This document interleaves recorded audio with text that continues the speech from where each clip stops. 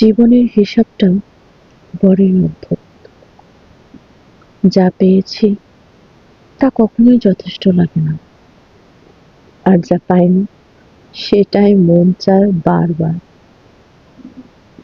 জানেন, করতালিটা তারাই পায় যাদের আওয়াজ বেশি, আর যার পরিশ্রম নিঃশব্দ তার গল্পটা চাপা পড়ে যায় ভিড়ে। কিন্তু তবুও থেমে থাকবেন না, সময় কখনোই মিথ্যেকে রক্ষা করে না। নীরব মানুষটাও একদিন নিজের আলোয় চেনা পড়ে যায়। এই চাওয়া পাওয়ার ফাঁকেই জীবনটা আসলে বেঁচে থাকে, অসম্পূর্ণতার মধ্যেই খুঁজে নেয় টিকে থাকার কারণ। সব হিসাব মেলাতে গেলে ক্লান্তি আসে, তাই কিছু প্রশ্নের উত্তর না খুঁজে কিছু ক্ষতি মেনে নেওয়াই পরিণতি।